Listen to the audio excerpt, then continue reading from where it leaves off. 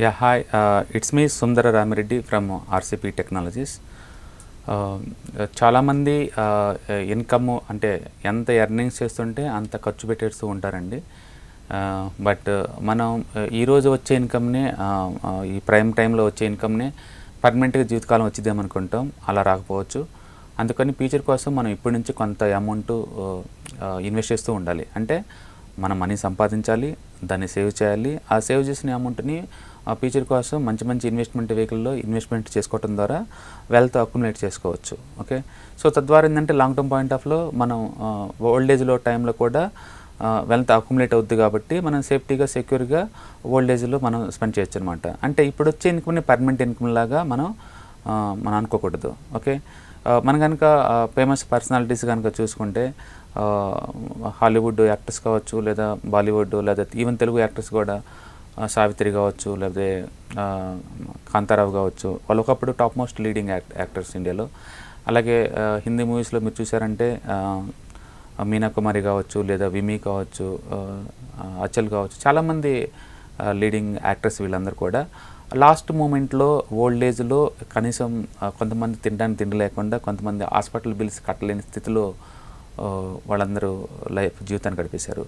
ఎందుకు ఇలా జరిగింది వీళ్ళ జీవితాల్లో అంటే ఒకటేనండి, ఇన్కమ్ పర్మనెంట్ అనుకున్నారు. వాళ్ళు ఇన్కమ్ని పర్మనెంట్ అనుకున్నారు.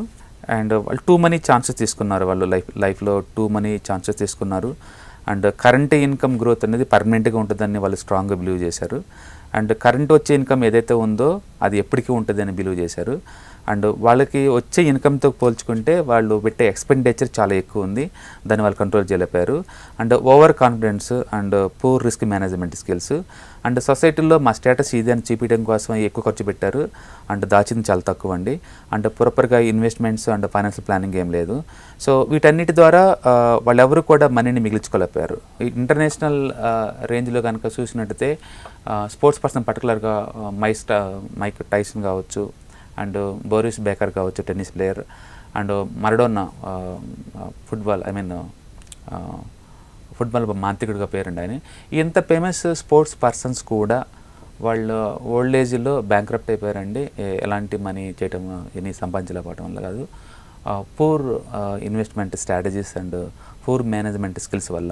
అందుకని సంపాదించే వాళ్ళు ప్రతి ఒక్కళ్ళు కూడా ఈరోజు సంపాదన ఇంపార్టెంట్ కాదండి, రేపు నెక్స్ట్ హార్డ్ డేస్లో లేదా ఓల్డెన్ డేస్లో ఎంత సుఖంగా జీవించడానికి మనం ప్లాన్ చేసుకునేది చాలా ఇంపార్టెంట్. అందుకని మనం ఎర్న్ చేయాలి, సేవ్ చేయాలి. ఆ సేవ్ చేసిన అమౌంట్ని ఇన్వెస్ట్ చేసుకోవాలి ఫ్యూచర్ కోసం. ఓకే, మీరు చేసే తక్కువనే ఉండొచ్చు, మంత్లీ 1000 రూపీస్ కావచ్చు, 5000 కావచ్చు, 10,000 కావచ్చు. But time value plus compound interest equal to good combination ఉండాలి రెండు. వాటిని ఇన్వెస్ట్ చేయడం ద్వారా ఏంటంటే టైం దీని ద్వారా మీరు లాంగ్ టర్మ్ పాయింట్లో మంచిగా సంపాదించుకోవచ్చు. సో ఈ మనీ మేనేజ్మెంట్ స్కిల్ ఏదైతే ఉందో ఇది నెసరీ అండి అందరు ప్రొఫెషనల్స్కి. మీరు లాయర్ అవ్వచ్చు, డాక్టర్ అయి ఉండొచ్చు, క్యాబ్ డ్రైవర్ అయి ఉండొచ్చు, ఫార్మర్ అయి ఉండొచ్చు, ఎవరైనా కావచ్చు. రేపటి కోసం మనీ దాచుకోవటం అనేది కంపల్సరీ అనమాట. ఈరోజు వచ్చినట్టు ఖర్చు పెట్టడం కాదు, రేపటి కోసం, రేపు రైనీ డే దానికోసం మనం ఖచ్చితంగా దాచుకోవాలన్నమాట. అందుకని వచ్చిన అమౌంట్లో నుంచి ఎంతో కొంత డబ్బు పక్కన పెట్టేసి వాటిని ఇన్వెస్ట్మెంట్ వెహికల్స్లో, అంటే అది ఎక్కడైనా కావచ్చు, ఎసెట్ క్లాస్, అది స్టాక్స్ కావచ్చు, మ్యూచువల్ ఫండ్స్ కావచ్చు, ఇండెక్స్ కావచ్చు, గోల్డ్ కావచ్చు, కమోడిటీస్ కావచ్చు, ఓకే, అండ్ రియల్ ఎస్టేట్ కావచ్చు, ఏదైనా కావచ్చు. మీకు ఎక్కడైతే మీకు ఎక్స్పీరియన్స్ ఉంటుంది హ్యాండిల్ చేయడం, ఆ ఏరియాలో ఇన్వెస్ట్ చేయడం ద్వారా ప్రాపర్ మేనేజ్మెంట్ స్కిల్స్ ద్వారా మనం లైఫ్ని సుఖమయం చేసుకోవచ్చు అనమాట. చాలామంది అంటారు, ఇంతకుముందు కార్లో నడిచేవాడు ఇప్పుడు ఎందుకు రోడ్డు మీద నడుస్తున్నామని. ఇది ఎందుకు అవుతుంది? ప్రాపర్ స్కిల్ లేకనే. అందుకని ఇది మ్యాండేటరీ అనమాట. మనీ మేనేజ్మెంట్ స్కిల్ అనేది మ్యాండేటరీ. ఎర్న్ చేయండి, సేవ్ చేయండి, ఇన్వెస్ట్ చేయండి, లాంగ్ టర్మ్ పాయింట్ ఆఫ్లో థింక్ చేయండి. ఇప్పుడున్న లైఫ్ స్టైల్ ఏది కూడా ఈ ఇన్కమ్ పర్మనెంట్ అనుకోమాకండి. ఖచ్చితంగా ఫ్యూచర్లో అది రెడ్యూస్ అవుతుంది. ఓకే, ఆ టైంలో నీకు మనీ కావాలంటే కష్టం, ఈ లైఫ్ స్టైల్ మెయింటైన్ చేయాలంటే. అందుకని ఈ ఫేమస్ పర్సనాలిటీ వాళ్ళందరూ కూడా బీభత్సమైన డబ్బు సంపాదించారు, బట్ వాటిని ప్రాపర్గా ఇన్వెస్ట్ చేయలేకపోయారు. మల్టిపుల్ ఇన్కమ్ సోర్స్ లేకుండా ఒకే దాంట్లో ఉండటం వల్ల లాస్ అయ్యారు. అందుకని మీరు కూడా ఒక జాబ్ చేస్తూనే పార్ట్ టైంగా ఇంకోటి ఏదైనా చేసుకోవచ్చు. పార్ట్ టైమ్గా ఇంకొక స్కిల్ ఏదన్నా మీకు మీ స్కిల్ని అన్నిటిని ఐడెంటిఫై చేయండి. ఒక పేపర్ మీద పెట్టండి, ఏ స్కిల్స్ మీకు ఉన్నాయి, వీటిని పార్ట్ టైం ద్వారా ఎలా సంపాదించుకోవచ్చు దీన్ని ఐడెంటిఫై చేయండి.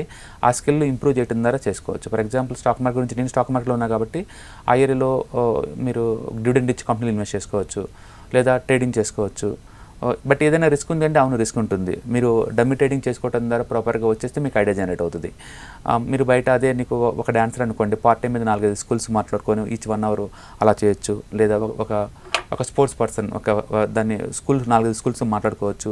అంటే డిపెండింగ్ అప్ మీ స్కిల్ అనమాట. మీరు ఏ ఏరియాలో ఉన్నారో ఆ ఏరియాలో ఉన్న మీ స్కిల్ని సెకండరీ ఇన్కమ్, థర్డ్ ఇన్కమ్ ద్వారా మీరు చేయగలిగితే కనుక ఆ మనీని మీరు సేవ్ చేసుకోవచ్చు. ఏదైనా కానీ ఎవ్రీ మంత్ ఎంతకంత డబ్బులు సేవ్ చేయటం, దాన్ని ఇన్వెస్ట్ చేయడం మ్యాండేటరీగా పెట్టుకోండి. తద్వారా లాంగ్ టర్మ్ పాయింట్ ఆఫ్ వ్యూలో వెల్త్ క్రియేట్ చేసుకోవచ్చు. సింపుల్ ఎగ్జాంపుల్, ఈవెన్ 100 రూపాయలతో కూడా, ఏది 100 రూపీస్ పర్ మంత్తో కూడా మీరు కనుక 30 to 40 years టైం కనుక ఇస్తే that is going to convert into crores of the rupees and below me it's going to happening. Okay, ఇండియాలో ఉండి ఇండియన్ గ్రోత్ స్టోరీలో భాగం అవటం అనేది మీ రెస్పాన్సిబిలిటీ. అది మీ ఫీచర్స్ కూడా చాలా మంచిది అనమాట. తక్కువ అమౌంట్తో కూడా మీరు ఇక్కడ బిగింగ్ చేసుకోవచ్చు అండి, ఈవెన్ 100 రూపీస్తో కూడా. సో మీ పనులు మీరు చేసుకుంటూ జస్ట్ 100, 1000, 10,000 ఇలాగ ఇన్వెస్ట్ చేసుకుంటూ పోవడం వల్ల లాంగ్ టర్మ్ పాయింట్ ఆఫ్ లో you're going to make the crores of money. So future కోసం ఇప్పుడే బిగించేయండి. అంతేగాని ఓల్డ్ ఏజ్ వచ్చిన తర్వాత ఓల్డ్ ఏజ్ గురించి మాట్లాడటం కదండి. యంగ్ ఏజ్లోనే మీరు దీన్ని బిగిన్ చేయాల్సి ఉంటుంది. ఎంత ఎర్లీ స్టేజ్లో మీరు బిగిన్ చేస్తే time value and compound interest ఈ 2 కాంబినేషన్ తోటి ఎక్కువ డబ్బులు సంపాదించుకోవచ్చు. చాలామంది అనుకుంటారు మంత్లీ ఒక 10,000 పెట్టేస్తే నాకు 5 years డబ్బు వస్తుంది, 10 years డబ్బు వస్తుందండి. రాదండి. మంత్లీ 100 పెట్టండి.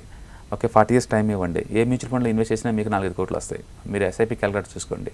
మీరు ఎంత లేట్ ఎక్కువ చేస్తే 100 రూపాయలు మీరు రీప్లేస్ చేయాలంటే ఈవెన్ 10,000 పెట్టినా సరే 10 years రాదండి డబ్బులు.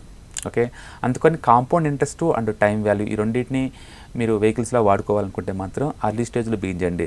తక్కువ ఎక్కువనే అమౌంట్ కాదండి, హ్యాబిట్స్ ముఖ్యం. ఆ సేవింగ్ హ్యాబిట్స్ ముఖ్యం. ఇప్పుడు మనం అనుకున్నట్టు ఈ సెలబ్రిటీస్ లాగా మీరు కూడా ఫ్యూచర్లో ఇది అవ్వకుండా ఉండాలి అంటే పూర్ మనీ స్కిల్స్ ఏదైతే ఉందో దాన్ని వదిలేసుకొని ప్లాన్ చేసుకోండి. ఓకే, ఇవాళ రేపట్లో ఈ టెక్నాలజీ ఉన్న ఈ రోజులు చాలా ఈజీ అండి. ఒక మ్యూచువల్ ఫండ్లో ఒక ఇన్వెస్ట్మెంట్ చేసుకోవటం, లేకపోతే ట్రేడింగ్లో కావచ్చు, ఎక్కడైనా కావచ్చు, మీకు తెలిసిన ఏరియాలో ఇన్వెస్ట్ చేసుకోవటం, లేదా నాలెడ్జ్ లేకపోయినప్పుడు దాన్ని అప్డేట్ చేసుకునే సోర్సెస్ కూడా చాలా ఎక్కువ ఉన్నాయి వాళ్ళ రేట్లో. యూట్యూబ్ కావచ్చు, గూగుల్ కావచ్చు, ఫ్రెండ్ సర్కిల్ కావచ్చు, లేదా ఇలా హెచ్ఎంటీ మనీ కావచ్చు, ఇలాంటి చాలా ఉన్నాయండి రిసోర్సెస్.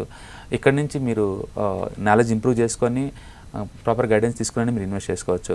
గుర్తుపెట్టుకోండి, మీకు ఇయర్లీ యావరేజ్ మీద 15% కావాలంటే మీరు ఎక్స్ట్రాడినరీ టాలెంట్ స్కిల్ ఏం అవసరం లేదండి.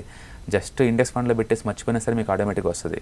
మీరు కనుక హిస్టారికల్ డేటా చూసుకుంటే ఎస్బీఐ నిఫ్టీ ఇండెక్స్ ఫండ్స్ కావచ్చు, లేదా యూటీఐ ఇండెక్స్ ఫండ్స్ కానీ పెట్టుకుంటే యావరేజ్ మీద మీ మనీ 15% చొప్పున పెరుగుతుందండి. ఈవెన్ 15% చొప్పున వేసినా సరే even monthly 1,000 is equal to you're going to make lot of money. అందుకని సేవింగ్ అండ్ ఇన్వెస్ట్మెంట్ అనేది essential part into overall planning అనమాట. అంతేగాని పర్సనల్ ఫైనాన్స్ అంటే అదో సపరేట్ సబ్జెక్టు, నాకు అవసరం లేదన్నట్టు ఉండండి. ఓకే, ఇన్సూరెన్స్లు అండ్ ఇన్వెస్ట్మెంట్లు అనేది ప్యారలల్ స్కిల్. అది కంపల్సరీగా అందరూ దాన్ని నాలెడ్జ్ ఇంప్రూవ్ చేసుకుని డైరీలో ఇన్వెస్ట్ చేయండి.